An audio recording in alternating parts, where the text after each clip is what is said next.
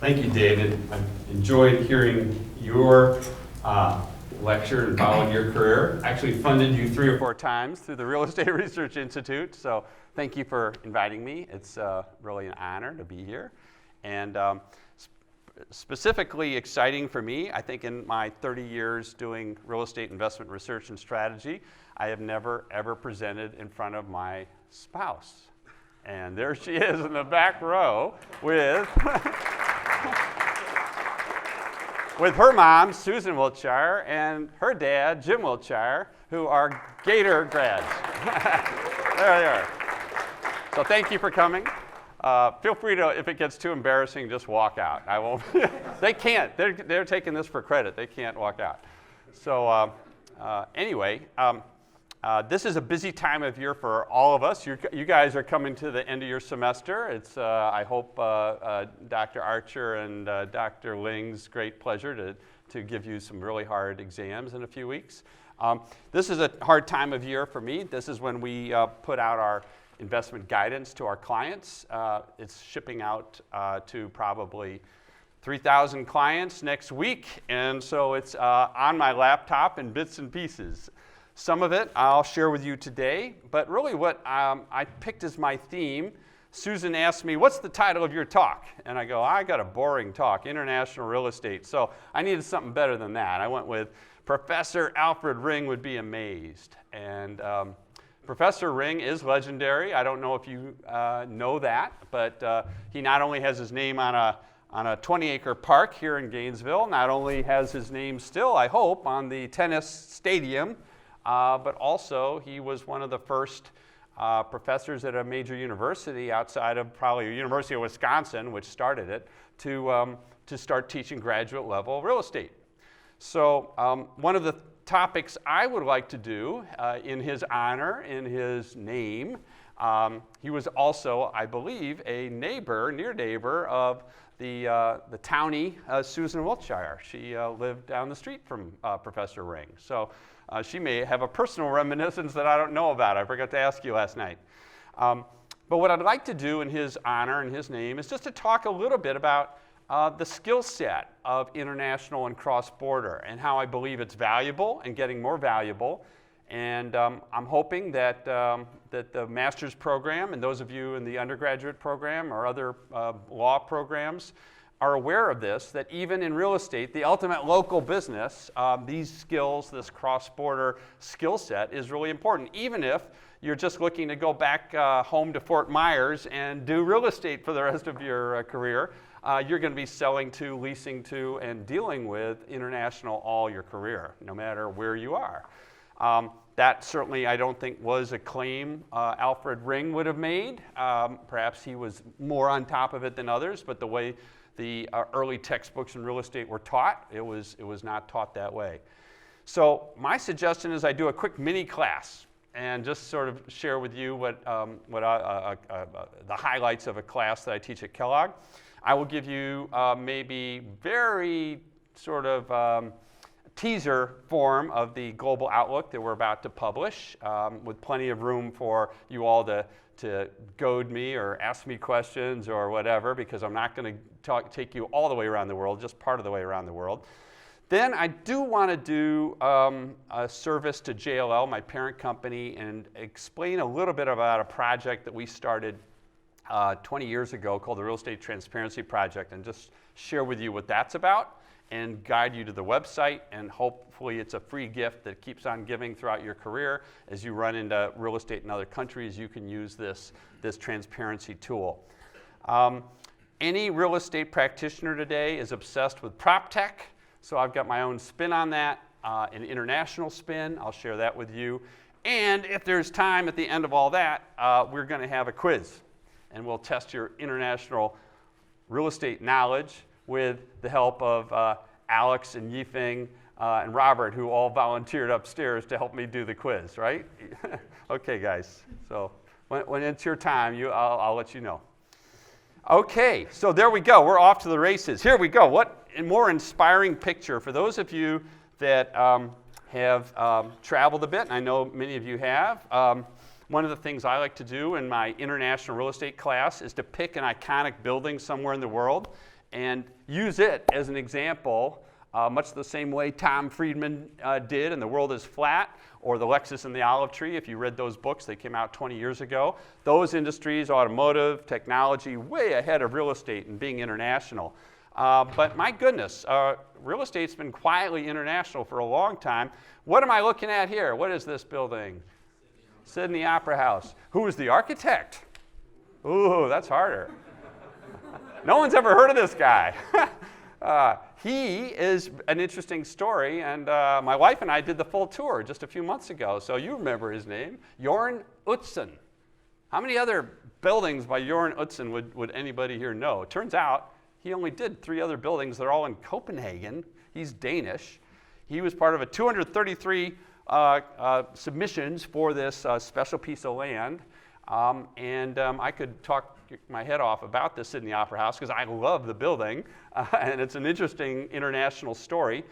But suffice to say that that building, which took 14 years to build and went over budget by 20x and was opened by the Queen Elizabeth in 1973, okay, no more. That building is a great example of all the different architects, engineers, craftsmen, even construction people who came from all over the world to help build it.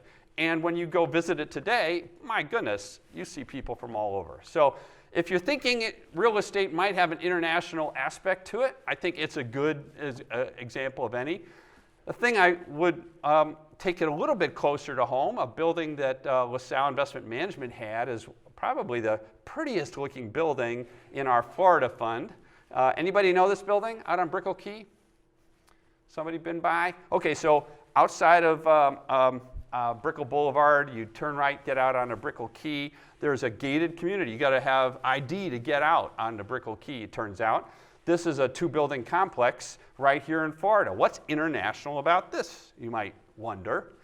Well, lots. It was developed by a Hong Kong group, Swire.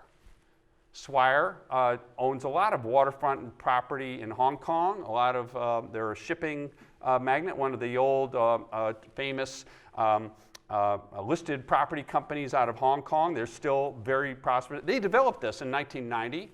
Their first tenant was a cognac distributor, thus the name Courvoisier. And on. The tenancy, very international. We had 2 leasing agents from JLL help us lease up the building. One of them, Andreas, I can't remember his last name, Castellano or something. He spoke Spanish great, which was very important to us leasing up the building. So on. You get the idea. This building, sitting right here in your home state of Florida, is loaded with Latin American tenants, the key anchor tenant, the Florida-based distributor of cognac that's from France. And by the way, that cognac Courvoisier, looked it up, that brand is now owned by Suntory from Japan. Who's a whiskey drinker here? Some of you know that, Suntory, yeah. So Suntory bought Courvoisier. So even when these tenants trade names and ownership, it still turns out it's international. And so the Japanese still have a major lease here in Courvoisier Center 1 and 2. We sold the building to Tishman Speyer in about 2005. We suffered through 3 hurricanes. We boarded up different windows, on. The point of all this is to do the exercise that I like to do at the Kellogg class that I teach, which is to just think through on any property, any investment that you guys would develop, lease, finance, work on. What about it is international? What about it is cross-border? I do not like the word global. The ozone layer is global. Weather patterns are global. Maybe 5 or 6 other things in business and commerce are global. But what we're really talking about with real estate is cross-border, is international, is the way in which our industry is increasingly tapping into talent or finance or capital from all over the world. So when I teach this class over the years, I've taught the class 10 times. It will be 10 times if I do it again. My wife is telling me not to because she doesn't like to see me coming home so tired, which I admire what you do for a living, David. It's a hard job. This is what the classes have come up with over the year that they think is international. And I tend to agree with them. Commodity prices, price of oil here, price of oil in Saudi, price, this is truly an international list. But then also our local business. You people who have worked in leasing, you people who have worked in construction, you know how our asset classes ultimately, if something breaks in your elevator, your first call might be to some vendor contractor just down the street to try to get it fixed. So what's interesting to me about asking classes like you about what's international and what's local and looking at the lists, what people leave out. This actually turns out to be the list of things that my students over 9 years of doing this tend to come up with. I think it's a good list. I think there's some mistakes on the list. The big one I always point out is construction local, really? The big firms like Clark Construction or Clayco or Tajima or there's like 8 or 9 of them now. Lend-Lease, they go all over the place. Alex, you've lived in Saudi and Dubai. You see these guys' names on their construction sites. They're from Germany. They're from Bouygues, Sweden. Yeah, Bouygues is from France. Sweden, the big one is Skanska. They're huge. They do infrastructure all over. So even when you're thinking your construction assignment or construction contractor is going to be local, he's not, or she's not. So that's fine. But what is missing here is what's so interesting and so exciting about the world of international real estate. What's missing, and where is he? Our dual degree spy, Enrique. Where did he go? There he is. Enrique, this is your moment to shine. What's missing from the list? International or local, I don't care which side you even put it on. Yeah, law. Nailed it. He gets an A right off the bat. I'm going to take it one step beyond. Property rights, property law, extremely, yes, local, and going more international in lots of interesting ways. Beyond legal and property rights, the culture in which the local finance community, local society treats real estate. Do they consider us rapacious landlords looking to extract the last penny from these poor, groveling tenants, or do they view us as entrepreneurs who are helping create jobs? How are we viewed? That turns out to be pretty important. The reason I mention that, those of you who grow up here in Florida, you may be a little bit aware of some of the history of the state and its land. What's the great book? Go read Killing Mr. Watson if you want to get a great read on how Florida was settled and all the different shenanigans people used to get property and trade it. But we are based on the real estate, pretty centric property law tradition of the UK. And the Anglo-Saxon model is right there in the Magna Carta. These property rights are sacrosanct. Even the king isn't going to necessarily abuse and take property from people or use property to settle debts. These kinds of comments can be found throughout the history of sort of the history of property rights that we inherited in the United States. There's another kind of yin and yang or flip-flop of how British people have themselves a bit of a divided view or ambivalent view on real estate. And no better way. I mean, Karl Marx wrote Das Kapital in the British Library. John Stuart Mill had a nice quote here. Landlords grow rich in their sleep without working, risking, or economizing.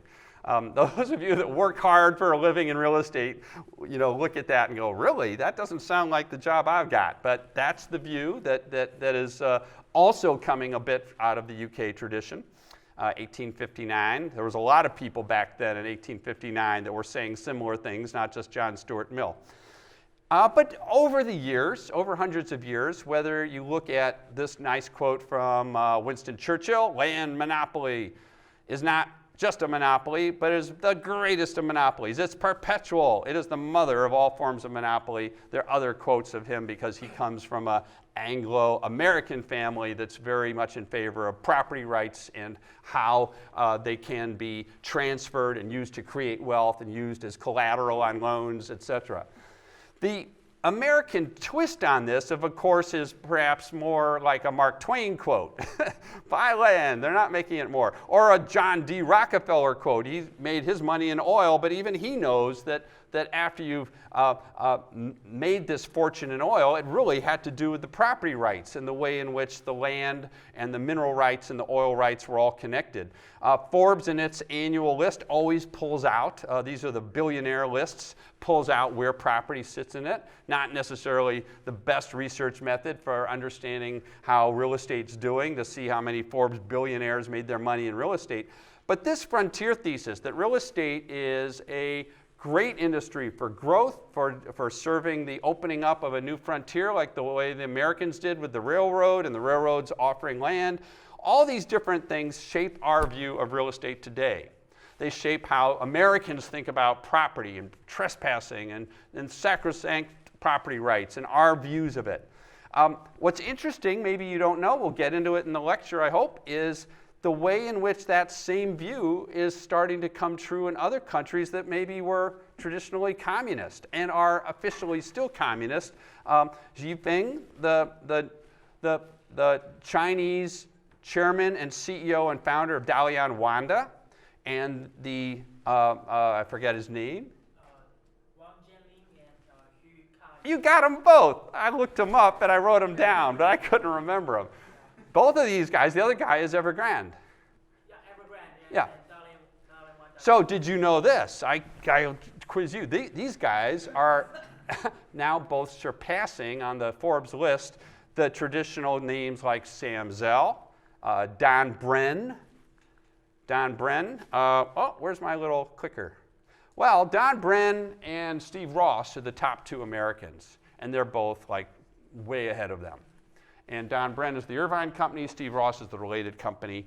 It's just a fun fact. This is not really a proof of anything other than this idea that great wealth through real estate is now captured the imagination of the Chinese society as well. And it isn't just those guys, is it? It's almost every family going, we need real estate, we have to buy it, we need to own 5 apartments. So the idea that I'd share with you before we move on from this little segue, if you will, this little mini class, is that how real estate is viewed in society, in property law, and how it fits as you start to invest or trade properties becomes super important to understanding how the deals get done, how the property rights work. Anybody who's done a deal in New Orleans knows you don't even have to go all the way to France to run into some of the crazy stuff that the French dreamed up. And while we love real estate because it's our industry, we're all working in it, we teach it, we make our money in it, we need to be aware of the history, we need to be aware of the culture, we need to be aware of the property rights, we need to be aware of things like the civil code, tradition, which covers most of the world's population. There he is, Napoleon. This is the kind of crazy stuff when you pull out a copy of the Napoleonic Code that I don't expect anyone to read it, but it's giving you very prescriptive, dictating down to how many inches of wire you put in a window between you and your neighbor all across France in 1803 in the code that was published and then translated into English by a friend of mine. This is the tradition of most of the emerging markets, for those of you who are interested in working in those markets, particularly in Latin America. Also in Spain, also, Enrique, most of the countries you mentioned in our chat. Colombia would be a Napoleonic Code country for sure. This is important to know. It's important to understand. It's important to understand when the property rights are selectively enforced, which is a big problem with Napoleonic Code countries. They have a code book that's yay high. And of course, the bureaucrats who are in control of the code book only flip through it occasionally depending on what's going on, and then they'll enforce it. This is actually a problem in a lot of the former colonial countries, whether it's India, Brazil, Mexico, because they have the civil code, but they also have the memories of when the colonizer owned all the good real estate. And the tenants had no power to fight these people. And so guess what? In Brazil today, anybody from Brazil? We had a Venezuelan. Dan, where are you? Do you have the same thing? In Brazil, you can walk from your leases in Brazil with 90 days notice. It means there's no mortgage market in Brazil. It means that the leases are basically, you can walk on them in 90 days. In Venezuela, I imagine it's even tougher. It's a country that's really hard to invest in real estate for all the reasons that we chatted about. And it turns out Brazil, which is trying to grow and become more property rights friendly, still has this holdover from hundreds of years ago, where they're tenant-friendly leases. The whole reason I'm just sort of going through this is to give you a little bit of a flavor of my world. It starts, and I'll share with you some of the ways in which real estate investing across borders, which is what LaSalle Investment Management does, as opposed to JLL, which does real estate services across border. Services like leasing, services like tenant fit out or project development, services like corporate occupiers. Bank of America gives us all their real estate to manage the leasing, to manage the international portfolio of owned and leased real estate. Procter & Gamble does that. Microsoft does that. It's a different business than my investment business. But everybody at JLL is clued into the kinds of things I've just been talking about. Needing to know the property rights, needing to know the culture, needing to know all those other things that you typically have to know, but also these other things, the way in which real estate works, the way the game is played. So the exciting thing that's happened over the 30 years of my career that I don't think Alfred Ring ever would have predicted is the way in which the Jacksonville Fire and Police Pension Plan, or the State of Florida Pension Plan, or the endowment of the MacArthur Foundation, which made its money in land down here in Florida, but is now up in Chicago next door to my building, have invested internationally. The MacArthur Foundation is a client of ours. They've invested, I think, in 12 different countries that we don't even go to. So this is just the amazing thing about real estate. The money is moving cross-border. It has a heavy legal component. It's got a tax component.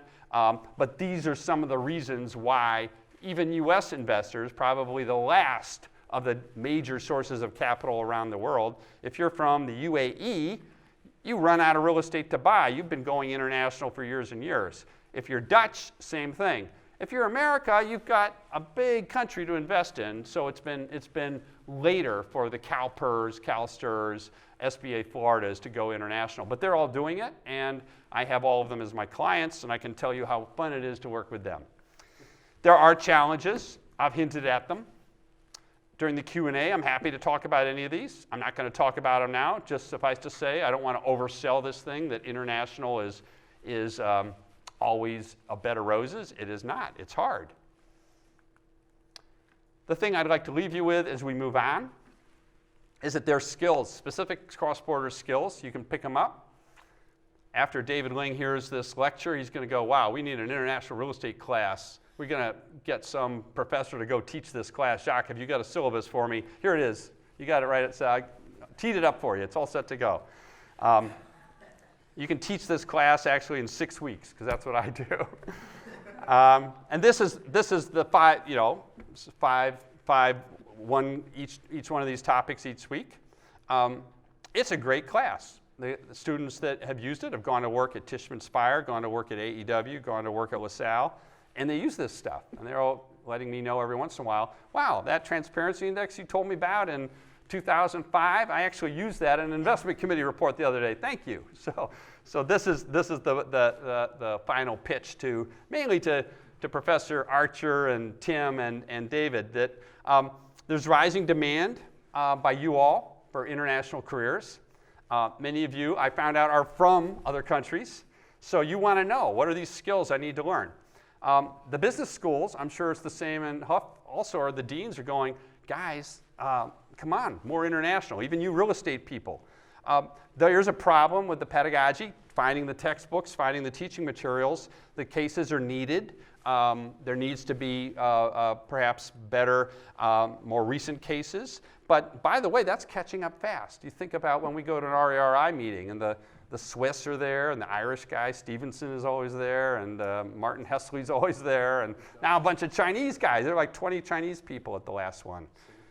Singapore, National University of Singapore, with the largest real estate program in the world, like 30 faculty or something. They put University of Florida to sleep, to shame.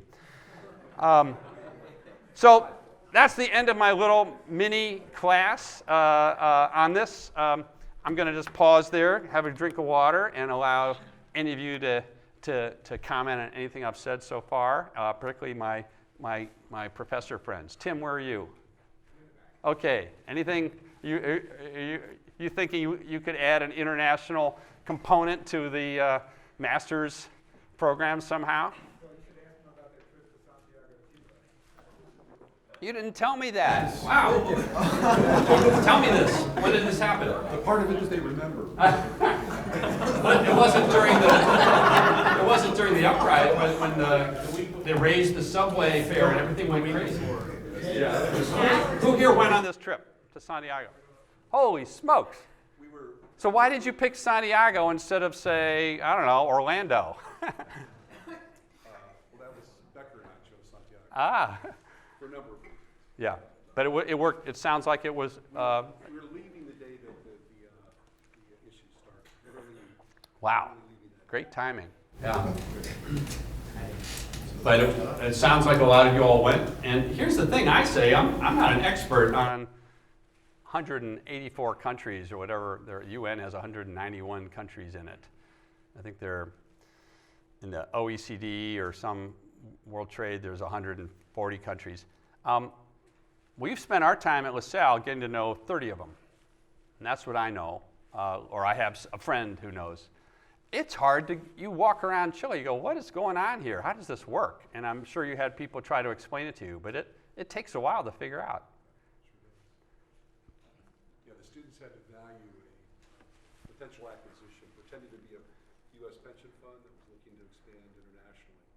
So we have great relationships with a number of industry professionals down there now, which is another reason we keep going back. And they were valuing about a $200 billion office building investment Right in the heart of Santiago, yeah. Great. I hope JLL was helpful to you down there. Hartzell's always bugging me when he goes on a lot of Latin America trips too. Yeah, so we had some information. We didn't meet with JLL, but we had some information. Anything else on that? If not, I'll do my little, how am I doing on time? About 20 minutes left? Well, I want to leave time for the quiz. So Tim knows, what did we started at 4? Okay, well, let's see. I always have fun racing the clock to see how fast you can do the world. So you'll see.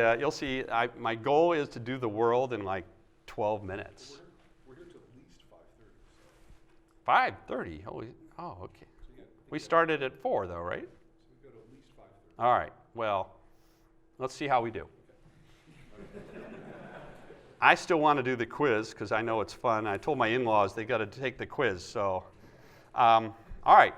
So maybe I'll go 20 minutes on this. We'll see how we do. Okay. So this is what I've been holed up in the Hilton writing and finishing it up. The type of work we do strategically is very big picture. It starts off that way this time of year. We're putting out our macro themes for our clients. But you know the way real estate works. You take your macro theme, you start to look at deals. It shifts to micro really quick. These macro themes are just an idea of where to start looking, where you might have a tailwind, where you might have a headwind, where your odds of winning. What does winning look like, by the way? Because that's an interesting changing field. And REITs today, winning for a money manager means beating your benchmark and beating it after the cost of your management fee because you're competing with an ETF with a charge of 3 or 4 bips.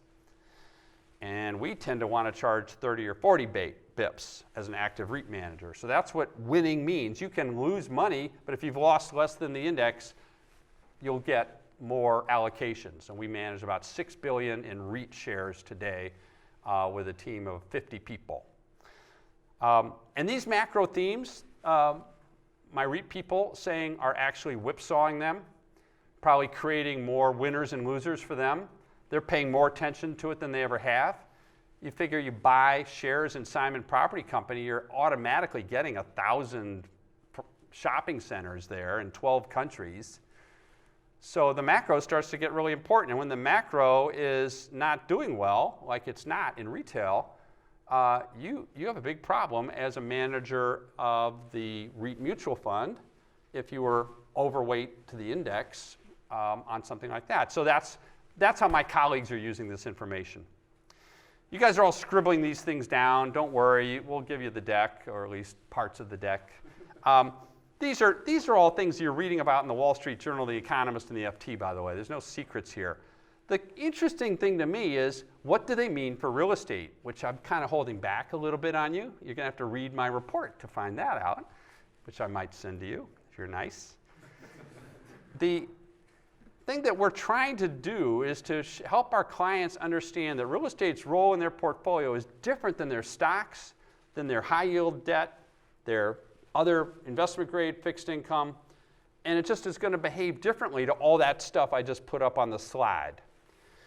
And the deceleration, you think, wow, that's bad. Let's just go sell everything we got. Well, it's going to hurt Elon Musk a lot more. Your Tesla shares, I don't know if you've been watching it, but one of the reasons Germany's slowed so much, if you trace it all the way back, is German luxury auto sales are down. Part of the reason for that is that the Chinese under Xi Jinping have said no more bribes, no more big payoffs, no more buying a BMW during Lunar New Year for your favorite municipal official. That's one of the reasons. And just in general, these kinds of little ripples cross. Who would have thought of that? A Munich-based car company, BMW's sales are falling because of something that Xi Jinping said in Guangzhou, or applies to Guangzhou. So here's the thing I'm just sharing with you. This deceleration sounds like it's a horrible thing for a lot of companies. It's not so bad for real estate. Real estate can do just fine as long as you don't hit a major recession, a global financial crisis. It's actually a shock absorber, as I'm sure David has reminded you. In your portfolio, you're not buying fully let real estate for growth anyway. You're buying it for the income. So it's not the end of the world to have a slowing down of the world economies. The fundamentals going into this, unlike prior cycles I've lived through, are in decent shape. There are exceptions to that. And there are countries that we're invested in that we're very worried about. My number one worry right now, I'll share with you, is British shopping centers. There's a whole story about why British shopping centers, and it's not just about Brexit and Boris Johnson. It's got to do with the leases. It's got to do with the way the tenants of British shopping centers can go to the landlord at any time without even declaring bankruptcy or going through reorganization or filing Chapter 11, say, I need rent relief, or I'm turning off the lights. And no other country that we work in has that. But again, this crazy British tradition of case law allows this. And so that's my number one worry. I think the other thing to look at some of these bullets here, that I'm not going to just read them out to you, is that generally things are in pretty good shape going into a slowdown as it relates to the fundamentals. And the biggest boost that we continue to have is these low interest rates. And as interest rates continue to fall, it is a boost to real estate pricing. Our yields look more attractive, even if they look like the lowest I've ever seen in my career. We recently were patting ourselves on the back for buying a property in Paris in the 8th arrondissement. 3.3% initial yield. I was choking. I said, this is the lowest yield I've ever seen that we've ever done. And they go, no, Hong Kong's worse. It's 2%. So, and the 3.3, they showed us all the comps, was a nice, fat, juicy 20 basis points higher than what other people had been paying, so that we should do the deal. So it's an unusual time. It's not feeling to me like a bubble because these interest rates are so low. If the interest rates start to move out, bubble is the best word to describe it. Record pricing, record low yields in Paris, in Shanghai, in New York, in Sydney, all the major markets where we invest. The slowing of the economy doesn't kill that. The slowing of the economy actually exacerbates it because the central banks of the world are absolutely managing their monetary policy to keep these interest rates low at sometimes both ends of the yield curve.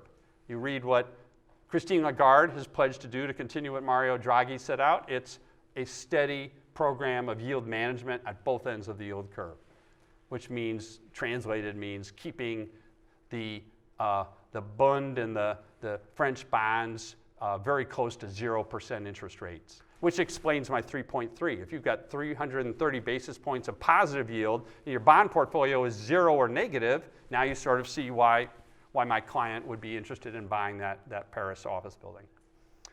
So these are the big themes: globalization, stalling. This has got us up at night with a lot of the logistics properties we have. You think that logistics, which has been the favored property type in just about every country where we've invested for the last 5 years, would be at risk. We generally have not found that to be the case.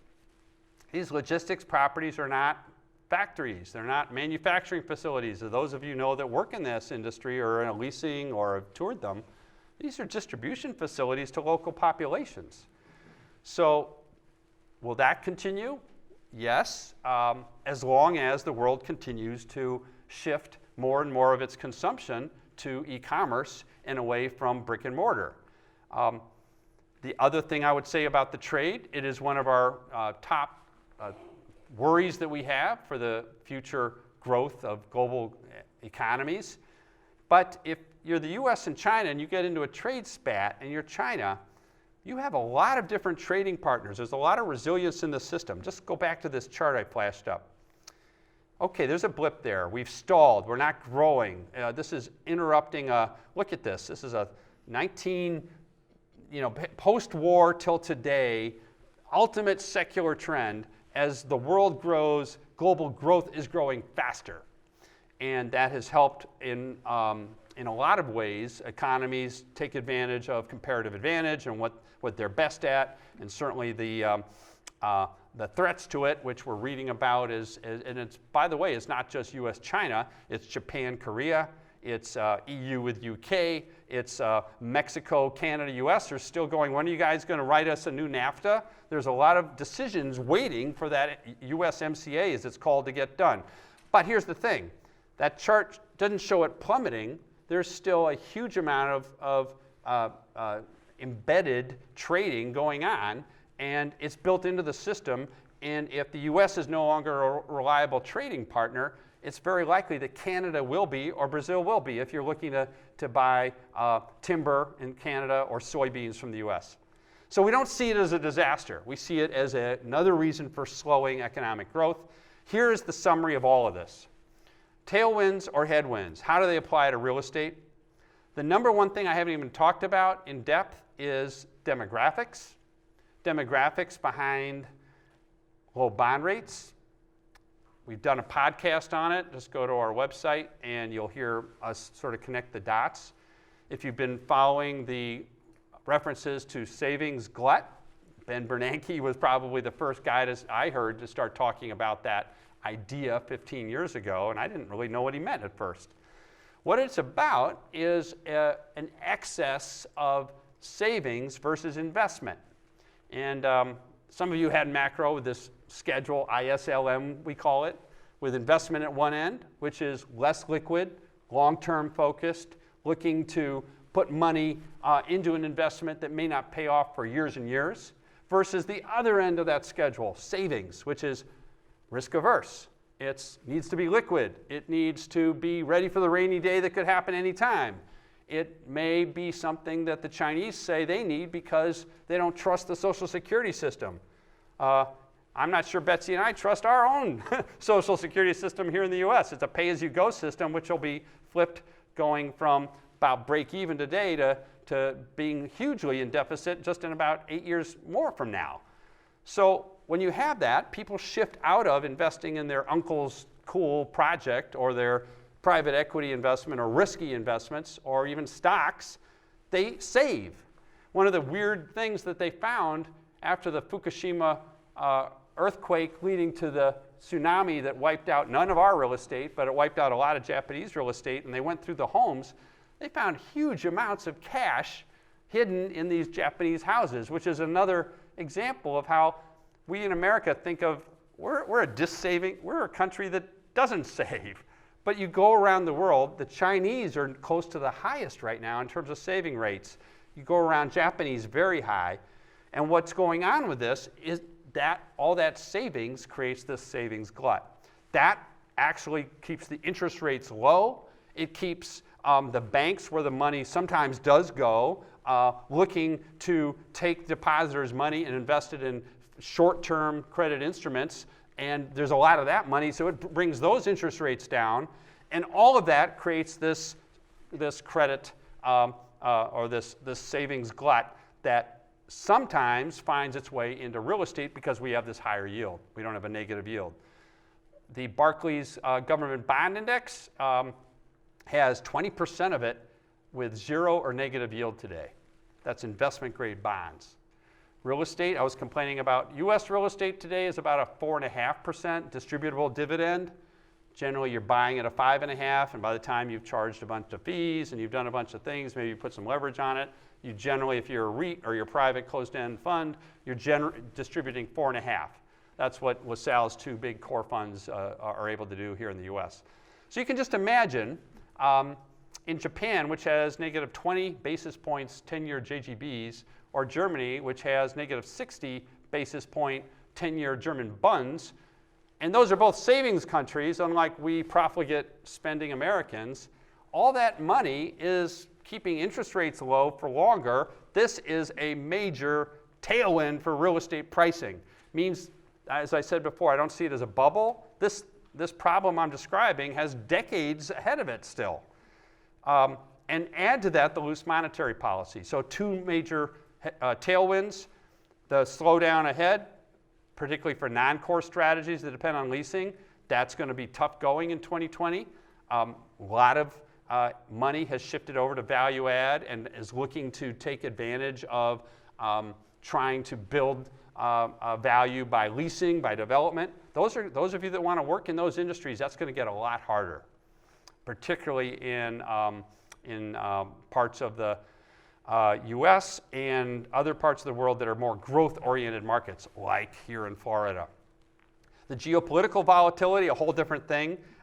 Generally not a problem for fully leased real estate or real estate debt or what I call low beta real estate. That's going to be anything that is more recession resistant. Medical office is a good example. Student housing is a good example. Self-storage is a reasonably good, safe place to be.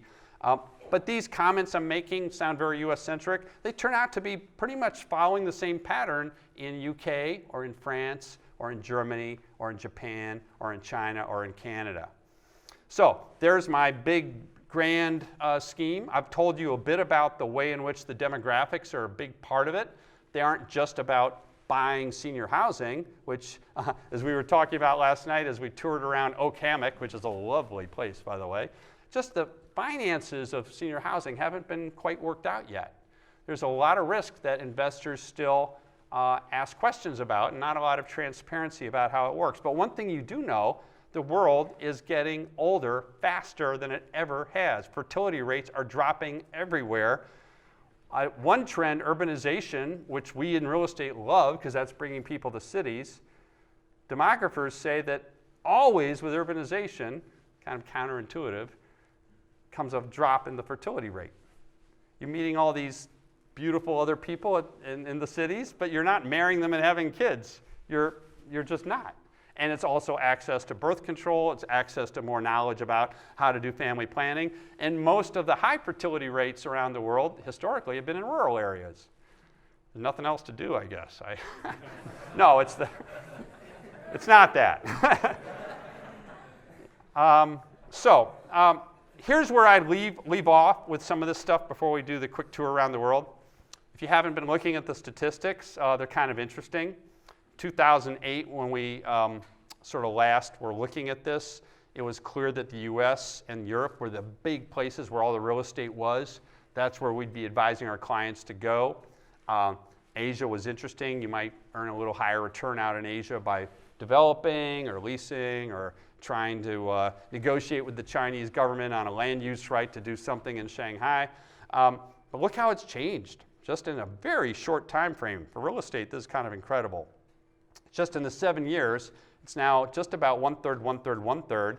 And that's the 2016 numbers. We're just polishing up the numbers now. They'll be in the investment annual that we're publishing, and they're very close to one-third, one-third, one-third. Here, we in the U.S. continue to build. We're a growth country. We're growing. Our demographics are better than a lot of other countries, but Asia is passing us right by. And it's the urbanization, it's the demographic story, and it's certainly the case that as these economies in India and China grow at 6% per annum or 7% per annum, they can afford higher end office buildings, more shopping centers, and more apartment buildings. So this is the new world. If you're from the Netherlands or if you're from Germany, this is ending up being kind of your benchmark about what you want your real estate portfolio to look like. If you're from the US, you've got a big, great market. You don't have currency risk and a lot of tax hassles, and you don't have to get on airplanes. Maybe you don't need to go. But if you're from the ADIA, Abu Dhabi Investment Authority, the world's largest sovereign wealth fund, this is what you're doing. This is what Tom Arnold is doing until he joins your faculty, which he should do.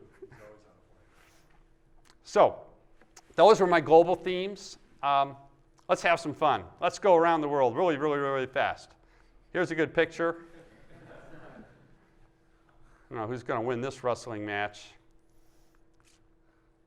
Interesting thing about this, just over in Shanghai myself 2 weeks ago, and all of our Chinese people who generally, they come from Wuhan, they come from Shanghai, a bunch of them still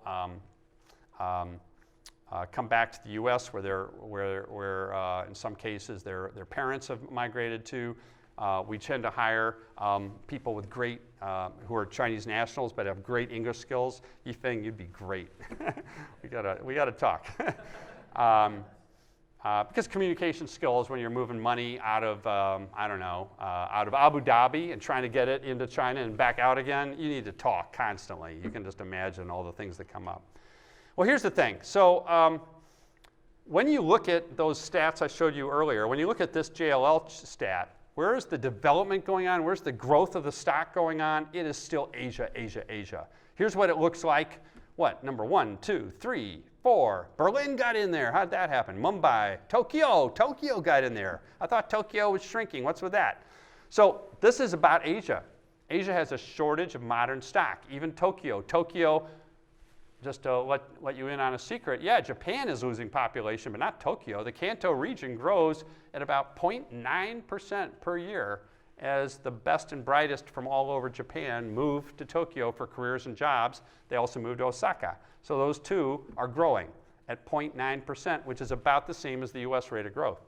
It's not what maybe Gainesville is growing at, but it's by the other thing that's interesting about a place like Tokyo is that the stock is so undermanaged and pathetically ignoring tenants for years and years and years. Local big property companies considering it if you're the tenant, it should be a privilege to be in a Mitsubishi estate building. You shouldn't ever expect to go to the landlord for anything. Well, all that's changing, and the tenants are asking for more, and they're wanting to know why they can't get into the building at 2 a.m., and they want to know where the Wi-Fi is, and a lot of international players like us come in and do that stuff, and that whole market is getting more international as a result. So that's part of the explanation for Tokyo rising up. But this is really the story of Asia.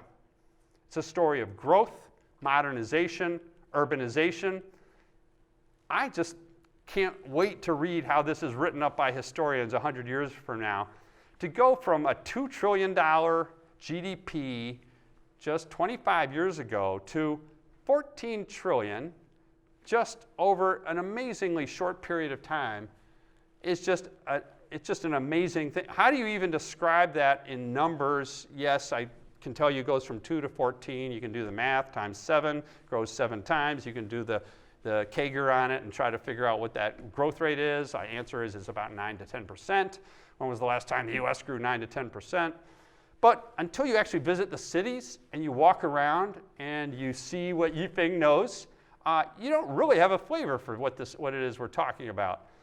So this is the historic picture of Shanghai. It's from the Bund, which was named the Bund because it was a German concession right next to the French concession, which was right next door. And these trading, it's basically a colonial model of real estate where the French, the English, Germans carved up the city and would load up the ships to go take textiles or bring in opium or whatever was going on. Shanghai was the trading city of China. Great books to read about that. My favorite is the one Susan told me about, Life and Death in Shanghai, Nian Shen, or The Three Swans. So many cool books about what it was like to live in Shanghai in 1900. Now there are movies out about those books. They're great too.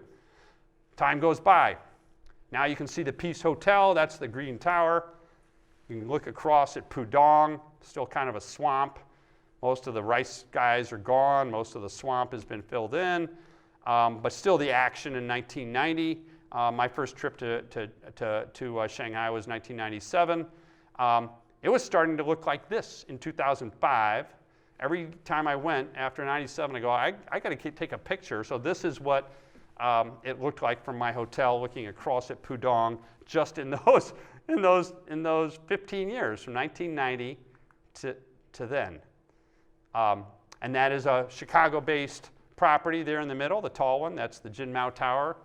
Tom Pritzker, the Pritzker family said, we want to be there. First, we build the Grand Hyatt in Beijing, which they did. After that, they built one twice as big in Shanghai, and that's what you're looking at there. And so it grows. This is a picture I took in 2011. This is one someone else took from the tallest building looking down. And this is all this same little area called Pudong. It's amazing, right? And Guangzhou, same way, just not as pretty. The architecture in Shanghai is amazing. It's all lit up. Oh, sorry to diss your hometown. There's so many cool stories about, this is what I'm saying, to get a flavor of what we're talking about, no substitute for going to walk the streets. Those of you interested in architecture, urban planning, I know that's a lot of you got into this the same way I did because you were interested in cities and how they worked. It's fascinating to see how Pudong has grown up. How the state-owned Pearl TV tower was the first thing that went up. It was meant to demonstrate to the entire world what the modernity of China and its eighth five-year plan. It went up and it sat by itself for like 8-9 years until other people figured out, well, you know, if the Communist Party really wants to make this thing go, maybe they'll be our partner. And that's what the Hyatts did. That's what Mori did. The Mori building's interesting. It's the one that looks like a bottle cap opener. So Mori is the top entrepreneur, sort of the Gerald Hines, if you will, of Japan. And he came to the Shanghai municipal government and said, here's a great picture of a building I'd like to build for you. Looked just like this building, but it had a circle at the top. A nice round circle. And Shanghai government officials said, well, that looks a lot like the rising sun of the Japan flag. This is Shanghai. Could you change that, please? And Mori did. And this building leased up in about a year and a half. Largest building in Shanghai at the time, but those same Shanghai government officials said, we can't let Mori have the tallest building, and the Shanghai Tower just completed. JLL finished up the lease up of that just last year, and it is the tallest building in Shanghai now. Second tallest building in the world. Yeah, it's an amazing building. It does, someone was asking, we were talking last night, at the top of these buildings, in a high wind, they sway, but they're designed to sway. You feel it though. You wouldn't want to live up there. Well, here's the thing. I just wanted to give you that sort of visual tour because it helps you understand when we're talking about 8, 9, 10% GDP growth, what does it look like in real estate terms? And it's not that Florida doesn't have some of the same growth. It does. Or Austin, Texas, it does. But these are uninterrupted rates of growth. China's been growing now for 150 quarters. Australia piggybacking off of it has not had a recession in 27 years. So this is my tour of Asia, is to say that the whole way that Asia is working right now, it's much less about US. They always focused on what is US doing when I went over there. Now it's all the talk about trading with each other. Korea wants to know what China's doing. Japan wants to know what China's doing. The Aussies forgot about US long ago. They care about our movies and our music, but not our trade. They're looking to China too. So the whole way in which the real estate market is working, the lease up, the absorption, the supply, the demand, it's all looking at what will China do next, what will China buy next, where will the Chinese tourists go next, which university will start accepting Chinese students because, by the way, US doesn't look so friendly right now. Good for you for coming here, by the way, Yifeng. Sorry to keep picking on you. Usually when I'm teaching, there's like 10 Chinese students in the class. You're the only guy. You got to take it. Oh, there's one. Oh, sorry. Hey. Somerville. Where are you from? Central South China. Oh, yeah. Wow. Probably Susan's been. I don't think I've ever been there. What province is that? Near Wuhan. Near Wuhan. Yeah. I've been to Wuhan. And Guangzhou is in the middle. Yeah, right in between. Oh, so you're near the Huawei campus. Yeah. Pretty close. Yeah. I've been there. Okay. So to try to do an entire region as complex and heterogeneous as Asia in like 7 minutes, it's impossible, but I hope I'm giving you a flavor. And look at how different the positions are on our real estate cycle chart. They're all over the place. It's not one region. It's an incredible collection of very different economies, cultures, languages, currencies, and property rights. And LaSalle is invested in 12 different countries out there. And no, we still haven't done Myanmar. And no, we still haven't done Vietnam. We've been in and out of Thailand. Right now, our favorite markets, Japan, Singapore. We think Australia is overpriced and not good risk return. And in China, we think the China Tier 1 cities are disaster, too much supply, cap rates are crazy low. It'd be a bit like buying Houston, Texas at a 5 cap. That's what we think China's like today. If you want to build in China, the government says, come on down, go ahead. If you can get the money, we let you build. We want a skyline. So it's very similar to Texas. So not a good place for an investor. Good place for a developer, not for an investor. What do we like? Well, we love Chinese logistics. That's the one positive recommendation I can give you. So when I was over there on Singles Day, okay, I've been picking on Yifeng, Somerville. You get to explain Singles Day. Go. Okay, so it's the day like Black Friday, where the number of 1111 stands for single, so all the single people can. How did it start? Huh? How did it start? I think Alibaba started. Yeah, 2008. Yeah. And what was the point of it, though? Just can promote the. I've heard a lot. I asked this question of all of our Shanghai staff. Here's what they say. They go, what was going on in China at the time? Alibaba, Jack Ma was just getting going. And see if you agree with this. People couldn't, the housing price bubble in all the major cities was just starting to go crazy. Prices were going up 20% a year. You couldn't afford to buy the house. You couldn't afford to take your girlfriend out for a nice dinner. You couldn't even really ever expect to buy your own apartment and therefore get engaged and get married and move out. So you were going to stay single longer than you wanted to. So as a reward, on November 11th, you might buy yourself something. Now that's the story directly from Celine Shi in our Shanghai office. Does that ring true to you as a guy? I do not know. Not you. You've been over here too long. So this is what Celine told me. And I looked it up. I Googled it, and I found some support for that. It really was a promotion for Alibaba. Their Tmall site, it was Jack Ma's great idea. Well, US has convinced everyone to go crazy on either Black Friday or Cyber Monday. Let's try it, see if it works. So it started modestly in 2008. 38 billion sold on Tmall in 24 hours. So our Black Friday that we just had hit 7.1 billion. And that was down from last year. E-commerce number hasn't come out for Cyber Monday, but it'll probably be about 12 billion, more than the brick and mortar. So that's the US. Look at this, 38 billion from one company, Tmall, which is owned by Alibaba. It doesn't include JD.com or Tencent or what's the other one? DD Ping, DD something. It does tertiary cities. I never heard of it until I was over there a couple weeks ago. So the all-in amount sold online, 50 billion. What was it? What's it called? DMP. That's it. It's like Yelp. Yeah, it's like a cheap version of, yeah. So my only point with this is, so if you're interested in investing in Chinese real estate, what should you do? Well, what we've been doing is building these boxes.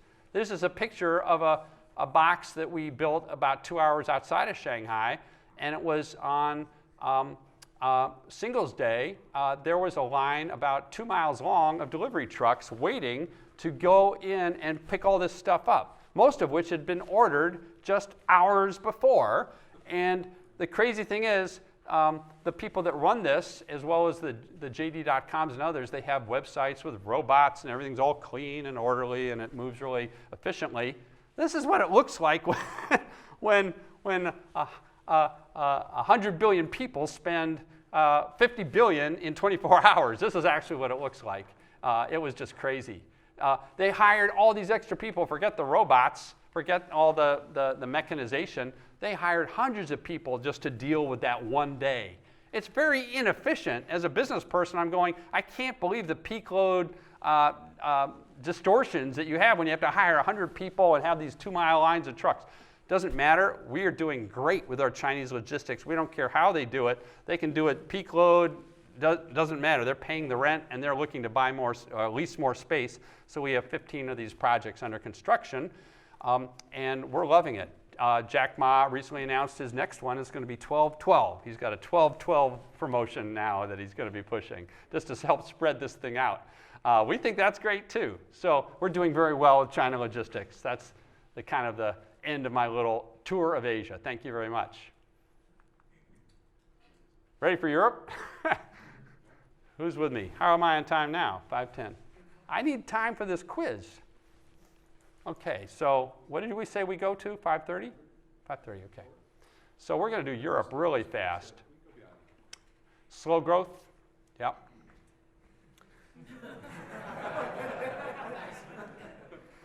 But some cities, fast.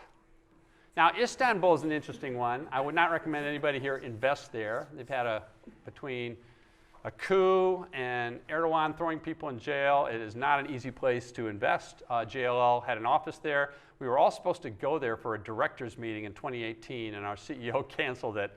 And instead, where did we go? We went to Vienna. That's what it was. Nice, safe town. We loved it. Vienna was great. So Istanbul deserves to be up highly ranked because it is a classic urbanization story. The little towns all throughout Turkey, if you go to university, which they're doing more and more, you graduate, you do go to Istanbul for your first job. It is very much a dynamic place for the Muslim-based economies of the Middle East. More and more economic growth out of the UAE and out of Bahrain ends up somehow trading or banking or doing something with Sharia law in Istanbul. I didn't realize that. I just thought it was a very secular country and had nothing to do with Sharia law. It turns out, no, it actually is courting as much Sharia law business as it possibly can. We don't invest there, but you can see the places where we do invest are doing, which are right off of this list. We have a fund called the eRegi Fund, which is based totally on the analysis that my research team does. And you might be surprised, London, right after the Brexit vote in June, we had it all the way down in the 6th position where Oslo is. We still thought London was going to survive and do well, but we didn't think it deserved to be number 1. We had Paris number 1 and Frankfurt number 2. As time has gone by, as we've interviewed tenants, as we've looked at job growth numbers, as we've looked at absorption, leasing, London has rocketed right back up. In 2018, it was number 1. 2019, it is by far number 1. It's lengthened its positioning. There are reasons for that. It is not just about banking. It's also become a tech hub. You're a coder. You know Python. You're from Romania. That's where you're going to get a job. You're going to go to Shoreditch, and you're going to work for a cool media company. Any of you have been to London, the most bustling hot spots in the city have totally changed. The South Bank, East End, Shoreditch, all these kind of neighborhoods are the techie neighborhoods. They're the places where EU passport holders are going to get jobs. That is all threatened by Brexit, it's true, but many of them did that 5 years ago, had their citizenship, have their visas. Some of them will get kicked out, many of them won't. They've bought their way in. They've done what they have to do to get a UK work visa. So we still think London is going to do great, and you can see for yourself some of the other cities in Europe that do reasonably well on this particular statistic. The thing that I like to point out, we were talked about growth and development and all the things that were being built in Asia, not in Europe. It can take 8 to 10 years to get a permit to get something built in Paris, in London. It may look to you like it's a city filled with cranes when you go to La Défense or you go over and look at the South Bank. But just be aware that those cranes you're seeing today took 10 years before they got their permit. So there's a lot of supply constraints in Europe that we in America are not used to seeing, and that has kept the vacancy rates down. And what's also interesting to me about Europe is they've moved more and more of their economies out of manufacturing. They've done all the same things America's done, but they've done it faster, and they've shifted over to media, services, tech, and not just financial services, but all different legal, accounting, and the big cities of Europe are where those jobs are, and it's filled up acres and acres of office space. It's been a terrifically strong market, even through Brexit, even through the slowdown in the German economy. The Munich and Berlin office markets are on fire, with rents going up 8 to 12% per year for the last 3 years. Also, I've already told you the story about the French office building at a 3.3% yield. We're not the only ones buying at these crazy low yields. The purple part of this chart are all the different deals, now 10 or 20 every quarter or every month. What's out here? Quarters or months? I can't even read my own chart. But a lot of deals are trading at sub 4% cap rates. Not just these few deals that LaSalle got the winner's curse and ended up being the top bidder on. That's the purple slice up above. Those are deals that trade in the 4s, 5s, and 6s. And you can see how it's changed. Where a 6% yield in 2008 or 9 across Europe was the norm. Today, with the euro bonds trading so low, you almost never see a 6% yielding deal. They're all 4s and 3s for the best properties. So I've done the world about as quick as I possibly can. I wanted to give you a plug for those of you interested in international. This is the gift that keeps on giving, and then we're going to do the quiz. This is called the Global Real Estate Transparency Index. We started it in 1999. We do it every 2 years. JLL puts about 200 or 300 people on it. About 3 of us developed it in 99, kind of trying to bring rigor to ranking countries by how transparent they were on things like, is there an index? Is there like a Dow Jones index that tells you how you're doing with your real estate investment? Are there market fundamental statistics? Are they available? And by the way, the governance of the listed vehicles, what does that look like? Can you get decent shareholder rights? Are they self-advised or are they externally advised? What is the property rights where we started this whole lecture? What does that look like? What is the transaction price? So you can see, in sustainability, we added as a whole factor unto itself in 2018. So we're now covering about 150 different cities. We do all the ranking, do all the data collection. We don't charge for it, remarkably enough. We just put it out there. The reason we do that is certainly as your first stop to try to figure out a foreign country, you realize that JLL has a big footprint. We know a lot about these countries. Hopefully it leads to downstream business for us, and it's worked exactly that way. This is what the results are. They change around every year. The kind of Anglo-Saxon mania for counting things shows up pretty clearly with UK, Australia, New Zealand, any Anglo-Saxon country, or the Netherlands. They're kind of Anglo-Saxon that way. They like to count things and put out performance measures. They care about property rights. All of those attributes get you to the top. Doesn't mean you shouldn't invest in the lower ones. It just means know that it's going to be harder and expect to pay more in terms of your homework, your due diligence costs. You won't just find the data online the way you would the rental rates in Jacksonville for office, which you just click on it and there are 5 brokers who will tell you what it is. The further down on the list you are, the harder the work is. And in fact, for that work, you can sometimes get very nicely paid, but there's more risk involved. You need to do the homework. We are also ranking cities. Kind of interesting things there, with London also not only a strong city for job growth in Europe, also being the world's most transparent. Property rights are respected. still a fairly easy market to transact in, and so forth. That's really all I wanted to say. We're working on the 2020 edition now. We're expanding it. We are adding more to it. We'll be adding more as investors start to invest in more and more exotic property types, data centers, lab buildings, self-storage, probably things you've covered here in the master's program. We're going to start to track to see how transparent they are, how much data is out there on them. We're going to start to look at building wellness. That ESG push is hitting building wellness and health and welfare. In China, one of the big worries is about air quality. In India, air quality is a big issue. The ventilation systems, the filtration systems, the water in and out of these buildings ends up being measured. And if you're Price Waterhouse and you're looking for a place to put your people in Mumbai and get them to go to Mumbai, you better be in the right building that has that. So we're adding that as a factor, and you can see some of these other things. So I think I've really gone pretty fast through a lot of material. It's hard to cover the world so fast. These charts are all up online with the Global Real Estate Transparency Index.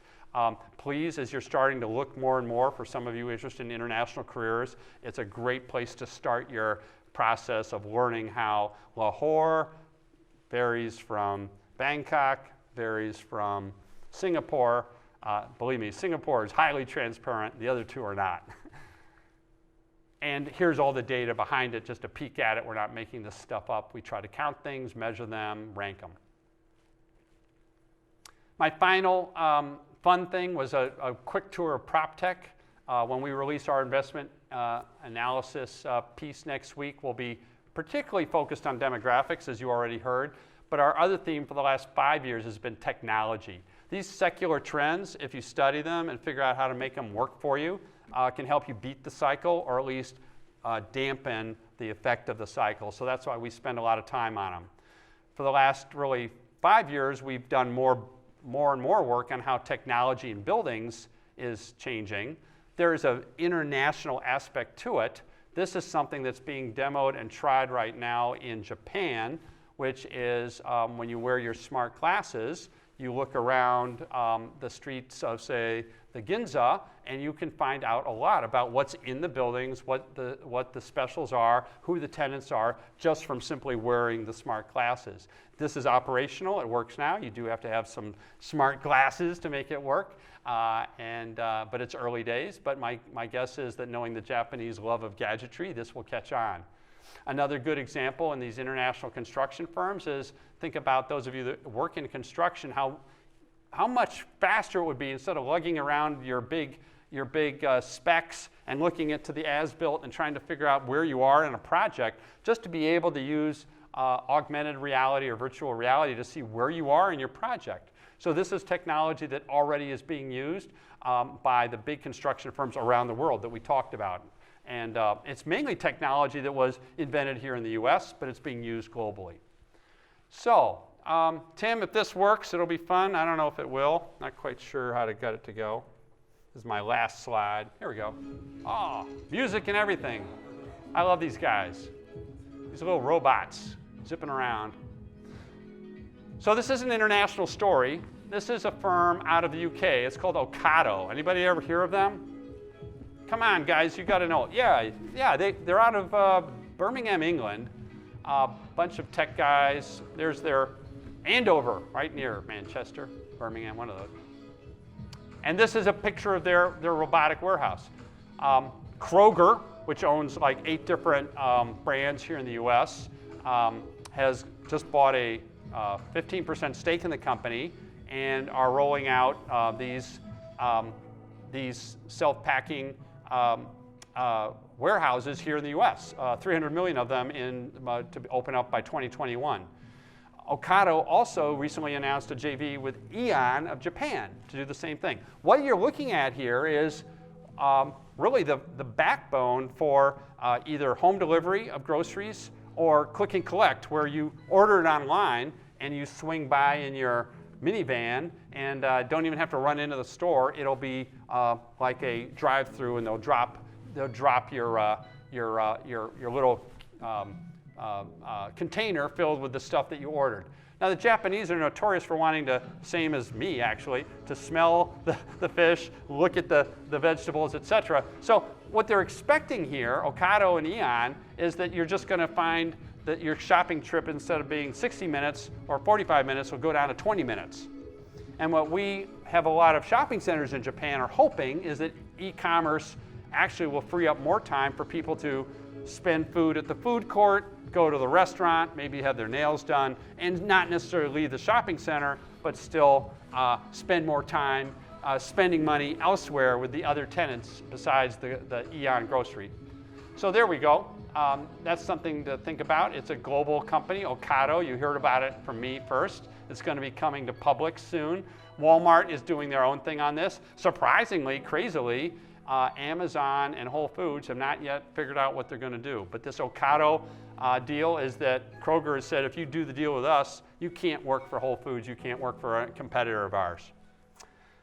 I just brought that up as kind of a fun thing to leave you with. And what happens is I get stuck, and we're going to watch it again and again until I can figure out how to move it forward. Tim, who's good at moving things out of this? There. Free at last. But can I move the slides forward? That's another thing. We're ready for the quiz, but we're supposed to end at 5:30, so we don't really have time for the quiz. Can you help me just get out of this? The quiz actually might still work if you pull up the other deck. And here's something that I don't think I'd ever hear myself say to a class. Go ahead and pull out your phones. Can you believe it? Go to slido.com. slido.com. See who's the first one to find it there. And then there's a place where you go to an event. We're pretty much done with those, but if Francis's other deck is in there. Let's see how I do this here. These ring lectures are usually an hour. These guys are like, is this guy ever going to stop? They expect at least 5:30. Okay. Well, they want to know how this quiz works, and there'll be a prize for a winner, I know. So I just need to look up the code. I hope a lot of you have found your way over to Slido by now. 9594. Oh, yeah. What is it? Say it loud. 9594. How'd you know that? 9594. That's exactly it. I told you earlier. You were one of the ones up in the room. 9594. You in there? Okay, we're ready to go with the quiz. There's a question up there. That's the question. Okay, vote. Okay, I'm the quiz master. There should be a question already teed up for you. Let's get, are you guys watching the answers come up? Who's winning? Who's ahead? China? Germany? I thought somebody wanted Germany to win. I have to focus. I'm the quiz manager. I'm going to my Slido. Oh, I have to put in my own event code. We're going to move off of this in a moment. 9594. Is that it? Yeah.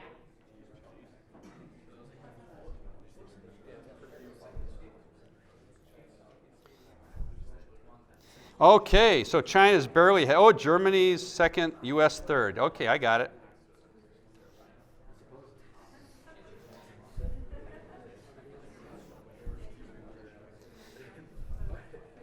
Still loading. Well, we can reveal the answers. What I do need to do is get us to the next question. So this is not a trick question. The answer to this, you guys got it right. When you have 1.3 billion people, they can drink a lot of beer, and it gets produced there, and it gets drunk there. So China is the correct answer. And you might go, well, how about per capita? It's not the same as this one. That's okay. What is it? This one's the time zone one. Yeah, but I got to move to the next question here. I should have given my all my tech over to one of the students to run it. So to get the next question up, it's the per capita. Think about your think about your answer to that. That's a little harder. Anybody want to yell out what they think of the per capita one is? Oh, you Googled it. Czech Republic is the correct answer.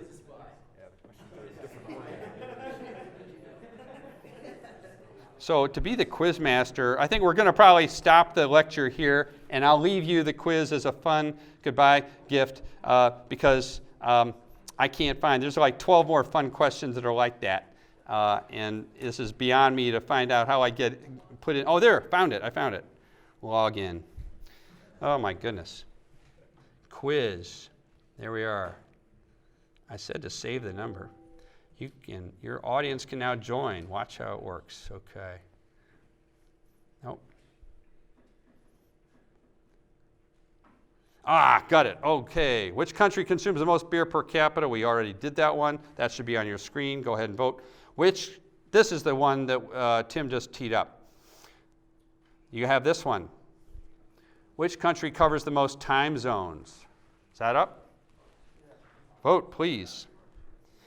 Someone's going to have to show me the voting so I know where we are. Wayne, you got it going? Yeah. Oh, Russia's out ahead. So this slide working? We can just... okay. Okay, your guys buzzing. Susan, you might know this one. Aha! What a surprise. Turns out these former colonial governments do great at managing real estate all over the world in 12 different time zones. France wins the cake on that. And what's crazy, you go, well, how about Russia? How about China? These big communist countries. Oh, how about Antarctica? Antarctica is not a country, people. That's just not a country. But major countries of the world have divided it up. And if you stand on the South Pole, your feet are on 24 time zones, but it's not a country, so it doesn't count. So China has one time zone. That's how they do things there. Am I right? Yeah. And Susan, you've gone back and forth against Russia. There are time zones in Russia, but not as many as you might think. And there's some weird things in Russia. There are 30-minute time zones. Still don't know why they do that.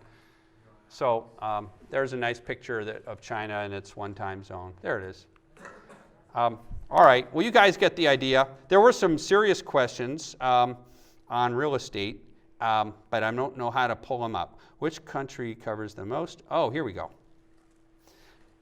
We're all of us who are involved in shopping centers are obsessed with this. So here's the question. E-commerce penetration rate in the U.S.